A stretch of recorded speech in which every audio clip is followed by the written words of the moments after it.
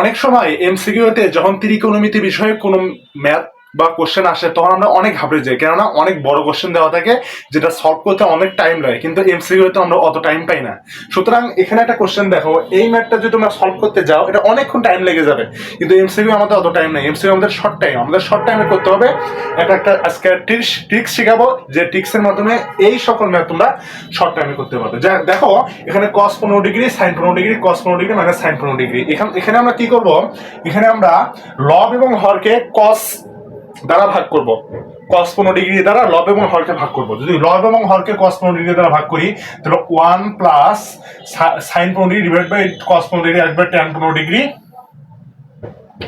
এবং এখানে হলো 1 মাইনাস tan 15 ডিগ্রি চলে আসবে, তাই না? কিভাবে আমরা করলাম, cos 15 ডিগ্রি দ্বারা ভাগ করলাম লব এবং হর উভয়কেই। cos 15 ডিগ্রি দ্বারা যদি cos 15 কে ভাগ করে 1, cos 15 ডিগ্রি যদি sin 15 কে ভাগ করি tan, cos 15 কে দ্বারা cos 15 কে ভাগ করলে 1, cos 15 দ্বারা sin 15 কে ভাগ করলে tan। এটা আমরা সবাই বুঝলাম। আচ্ছা, আমরা সব আমাকে একটা কথা বলো তো, tan 45 ডিগ্রি মানে কিন্তু 1, তাহলে এই 1 এর জায়গায় আমি লিখে দিলাম tan 45 ডিগ্রি। আচ্ছা, plus tan 15 degree, tan 15 degree রেখে দিলাম। আচ্ছা, এই যে ওয়ানটা নিচে আছে, ওয়ানটা ওয়ানে রাখি দিলাম, এবং এই tan 15 ডিগ্রি আমরা tan 15 ডিগ্রি রাখি দিলাম। এবং তোমরা একটা খেয়াল করো, এদের সাথে কিন্তু একটা ওয়ান গুণ আছে, তাই না?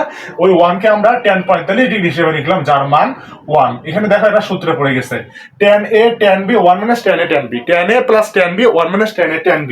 যেটা কোনটার সূত্র? এটা কিন্তু tan a প্লাস b এর সূত্র, অর্থাৎ 45 ডিগ্রি প্লাস 15 ডিগ্রি এর সূত্র। 45 ডিগ্রি প্লাস 15 ডিগ্রি মান আসে হলো tan 60 ডিগ্রি, তাহলে যার মান হবে √3, যেটা কোথায় আছে? যেটা আছে বি নম্বরে। সুতরাং B number is the correct.